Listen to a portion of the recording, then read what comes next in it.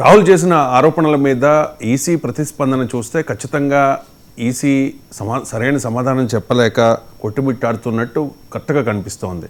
మీరు ఒట్టేసి చెప్పండి, ఓత్ వేసి చెప్పండి అని చెప్పడమే తప్ప సరైన సమాధానం అయితే ఇవ్వనట్టే ఉంది. సో రాహుల్ చేసిన ఆరోపణల తర్వాత దేశవ్యాప్తంగా పెద్ద ఎత్తున చర్చ జరుగుతోంది. ప్రజలు కూడా చర్చించుకుంటూ ఉన్నారు. ఈసీ పనితీరు మీద గతంలో అనేక పార్టీలు అనేక అనుమానాలు వ్యక్తం చేసిన నేపథ్యంలో అసలు ఎలక్షన్ కమిషన్ అంటే స్వతంత్ర ప్రతిపత్తి కలిగిన రాజ్యాంగబద్ధమైన వ్యవస్థ ఎలక్షన్ కమిషన్, ఈసీ పనితీరు ఏ విధంగా ఉంది అంటే మీరు ఎలా సమీక్షిస్తారు? ఎస్ అండి, ఇప్పుడు ఎలక్షన్ కమిషన్ ఆఫ్ ఇండియా ఏ ప్రజాస్వామ్య దేశంలోనైనా ఎలక్షన్స్ ప్రధానం. ఈ ఎలక్షన్స్ నిర్వహించే వాళ్ళు ఎలా ఉండాలంటే నిష్పాక్షపాతంగా ఉండాలి. ఇది మీకు ఈ ఆన్సర్ ఇచ్చే ముందు బంగ్లాదేశ్ స్టోరీ చెప్తాను.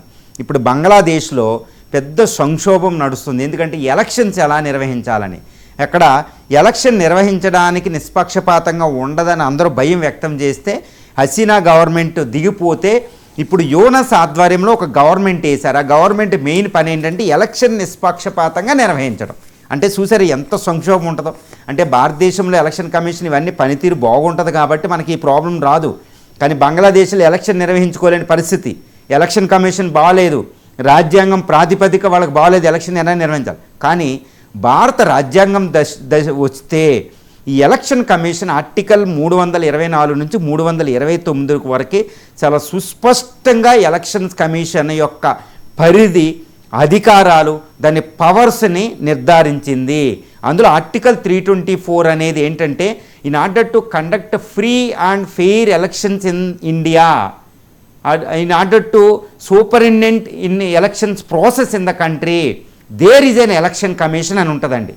దాని ఆధారంగా ఇప్పుడు ప్రజా ప్రాతినిధ్య చట్టం 1950, 1951 చట్టాలు చేయబడ్డాయి. దాని ప్రకారమే ఎలక్షన్ కమిషన్ తన పరిధిని ఉపయోగించుకుంటుంది. మొట్టమొదటి పని ఏంటంటే ఎలక్టోరల్ రోల్స్ తయారు చేయడం, ఓటరు జాబితా తయారు చేయడం. 18 సంవత్సరాలు నిండిన వాళ్ళందరికీ ఓటర్ కార్డు ఇవ్వాల్సిందే, ఓటర్ను వాళ్ళు నమోదు చేసుకుంటే ఇవ్వవలసిందే అది. కానీ ఇది ఇప్పుడు దానిపై ఆరోపణలు వస్తున్నాయి.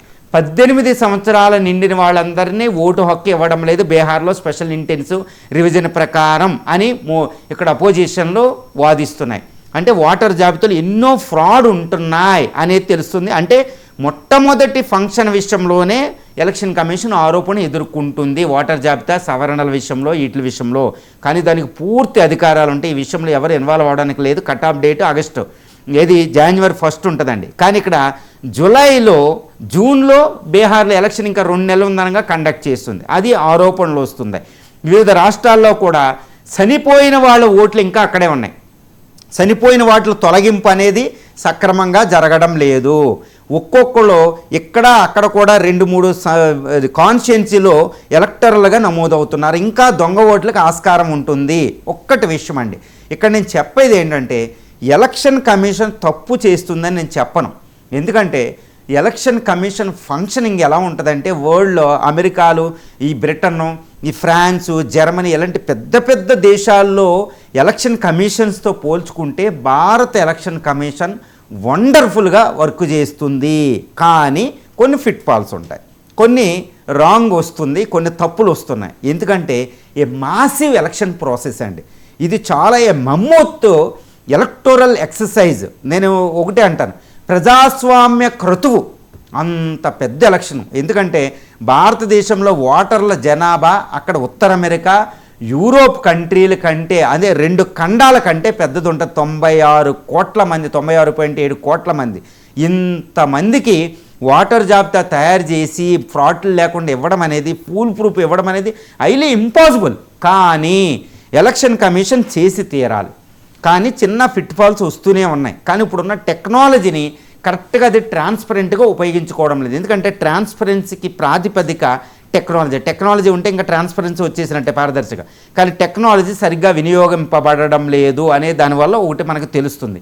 తర్వాత ఈవీఎంల మీద కాంట్రవర్సీ వస్తుంది, ఇది కరెక్టా కాదని. అంటే ఏంటి, ఎలక్షన్ కమిషన్ చాలా జాగ్రత్తగా ఇప్పటివరకు 18 జనరల్ ఎలక్షన్స్ కండక్ట్ చేసింది, కొన్ని వందలాది అసెంబ్లీ ఎలక్షన్స్ కండక్ట్ చేసింది, వేలాది ఉప ఎన్నికలను కండక్ట్ చేసింది సిన్స్ ఇండిపెండెన్స్ 1947 నుండి. ఒక అద్భుతం, అత్యద్భుతం అని చెప్తాను నేనైతే. ఒకటేనండి, ఇండియా అనేది ఎలక్షన్ కమిషన్ నిర్వహించడంలో ఎలక్షన్ కమిషన్ ఒక అద్భుతం, ఇందులో టిఎన్ శేషన్ లింగ్డోలో ఒక అద్భుతం. కానీ ఇప్పుడు రాహుల్ గాంధీ గారు చేస్తున్న ఆరోపణలు చూస్తే అధికార పార్టీతో కుమ్మక్కవ్వడం అనేది చాలా పెద్ద అపవాదు. రెండోది ఏంటంటే రీసెంట్గా సుప్రీంకోర్టు ఆఫ్ ఇండియా కూడా ఆక్షేపించింది ఒక విషయాన్ని. అదేంటి, టిఎన్ శేషన్ స్మరించుకుంది. ఒక టిఎన్ శేషన్ వాళ్ళు అంటే ఆ వ్యక్తిత్వం మంచిది కాబట్టి మేమేం పట్టించుకోం, కానీ అందరూ టిఎన్ శేషన్ రారు ఎలక్షన్ కమిషన్కి హెడ్లుగా. కానీ ఎలక్షన్ కమిషన్ అపాయింట్మెంట్ విషయంలోనే పెద్ద కాంట్రవర్సీ ఉంది.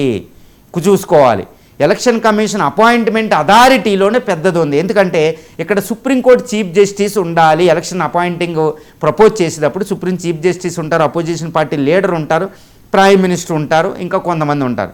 కానీ ఇక్కడ సుప్రీంకోర్టు చీఫ్ జస్టిస్ లేరు. అంటే ఎలక్షన్ కమిషన్ అపాయింట్మెంట్ అనేది ప్రభుత్వానికి కొమ్ము కాసే వాళ్ళనే ఎలక్షన్ కమిషన్లో రప్పించుకుంటున్నారు అనే అపవాదం ఇక్కడ సుప్రీంకోర్టు చెప్పిన దాన్ని బట్టి తెలుస్తుంది. దీనివల్ల వాళ్ళు మంచిగా చేసిన వాళ్ళ ట్రాన్స్పరెన్సీ, వాళ్ళ యొక్క అపనమ్మకం పెరుగుతుంది. తర్వాత మొన్న 2024 ఎలక్షన్ జరిగేటప్పుడే ఒక ఎలక్షన్ కమిషన్ రిజైన్ చేశారు కొన్ని రోజుల ముందు. అది అనుమానాలకు తావిచ్చింది. అది కూడా మనం గుర్తుపెట్టుకోవాలి. అంటే ఏంటి, ఎలక్షన్ కమిషన్ పనితీరు అనేది రాజ్యాంగబద్ధంగా ఈ చెప్పిన ప్రజాప్రాతినిధ్య చట్టం 1950, 1951 ప్రకారం నీట్గా జరగడం లేదు అనేది మనకు సుస్పష్టంగా తెలుస్తుంది. ఇప్పటికీ కూడా ఎవరిని అడిగినా చెప్తారు మోరల్ కోడ్ ఆఫ్ కండక్ట్ని సక్రమంగా అమలు జరపాలి, కానీ ఈ ఎంసీసీని సక్రమంగా అమలు జరపడం లేదు. ఇప్పటికీ ధన ప్రవాహం, ఓటికి డబ్బులు, ఓటికి నోటు అనేవి విస్తృతంగా కనపడుతూ ఉంది అనేది కూడా ఏంటి చాలా సందర్భాల్లో మనకి అది కనపడుతుంది. ఆ విధంగా దొంగ ఓట్లు అనేది ఇప్పటికీ జరుగుతుంది. ఈవీఎం మీద కాంట్రవర్సీ, దాని మీద ఇప్పటికీ ఎలక్షన్ కమిషను కరెక్ట్గా చెప్తుంది, సుప్రీంకోర్టుని నమ్మించింది, సుప్రీంకోర్టు కూడా యాక్సెప్ట్ చేసింది ఈవీఎంలో ఫ్రాడ్ లేదు. ఇంకా డౌట్ వస్తే వీవీప్యాట్లు పెట్టింది. ఇది వాటర్ వెరిఫైడ్ అనేది ఒకటి సిస్టమ్ అనేది పెట్టింది వీవీప్యాట్ అనేది. సో దాన్ని సుప్రీంకోర్టుని నమ్మించింది. కానీ ప్రజల్లో ఉన్న అనుమానాల్ని నివృత్తి చేయడానికి ఇంకా ఎలక్షన్ కమిషన్ అంటే the trust of the people in the election process should be restored అనేదాన్ని ఇంకా అంటే ఈవీఎంలో ఏదో ఫ్రాడ్ జరిగిపోతుందా అనే ఒక అపనమ్మకం అనేది ప్రజల్లో ఉంది. దాన్ని ఇంకా నివృత్తి చేయాల్సిన అవసరం ఎలక్షన్ కమిషన్కు ఉంది. సో బై అండ్ లార్జ్ నేను చెప్పేది ఏంటంటేనంటే మీ ప్రశ్నకి ఆన్సర్ ఏంటంటే ఎలక్షన్ కమిషన్ పనితీరు ఒక అత్యద్భుతం. అమెరికాతో పోల్చిన జర్మనీలు, బ్రిటన్ లాంటి, జపాన్ లాంటి దేశాలతో ఏ దేశాలతో పోల్చినా, ఇది ప్రజాస్వామ్య మాతృకలు అనేది చెప్పిన ఏ దేశాలతో పోల్చినా భారత ఎన్నికల సంఘం ఒక అత్యద్భుతంగా పనిచేస్తుందండి. ఇది రిమార్కబుల్, అన్పారలల్ ఫంక్షనింగ్. ఎందుకంటే the size of the country, unity of the diversity, ఇంత 100 కోట్ల వరకు ఓటర్ల జాబితాకి తయారు చేసి ఇంత మమ్మోత్ ఎక్సర్సైజ్ని నిర్వహించడంలో కూడా అది అద్భుతంగా పనిచేస్తుంది. ఇండియా అనేది ఒక పీస్ఫుల్ ట్రాన్సిషన్, విప్లవాలు. ఎలక్షన్ ఏంటంటే ఒక గవర్నమెంట్ నుంచి ఇంకో గవర్నమెంట్ అనేది కత్తులు కటారులు లేకుండా బ్యాలెట్ ద్వారా వస్తూ అద్భుతంగా పనిచేస్తుంది అని చెప్పొచ్చు. అసలు భారత ప్రజాస్వామ్యం రాజ్యాంగ వ్యవస్థలకి ప్రాతిపదికకే పనిచేసే ఎలక్షన్ కమిషన్ అద్భుతం. కానీ ఇంత మాసివ్గా ఉండడం, ఇవన్నీ జరగడం వల్ల, ఎంతో మాల్ ప్రాక్టీసెస్ ఉండడం వల్ల కొన్ని ఫిట్ ఫాల్స్ ఉన్నాయి. ఈ ఫిట్ ఫాల్స్ వల్ల ఈ ఆరోపణలు వస్తున్నాయి. అంటే ఏంటి, by and large election commission appointment authority దగ్గర పూల్ ప్రూఫ్ ఉండాలి, తర్వాత ప్రతి చట్టంలో క్లారిటీ ఉండాలి, ప్రతి విషయంలో వెళ్ళాలి. ఎంసీసీని కూడా అధికారికంగా మ్యాండేట్, చట్టపరంగా అమలు చేసే అధికారాలు కూడా ఎలక్షన్ కమిషన్కు ఉండాలి. కాబట్టి ఇవన్నీ ఉండగలిగితే ఈ ఎలక్షన్ కమిషన్ ఇంకా అత్యద్భుతంగా పనిచేయాల్సిన అవసరం అనేది ఉందనేది ఇక్కడ మనకి సుస్పష్టంగా తెలుస్తుంది.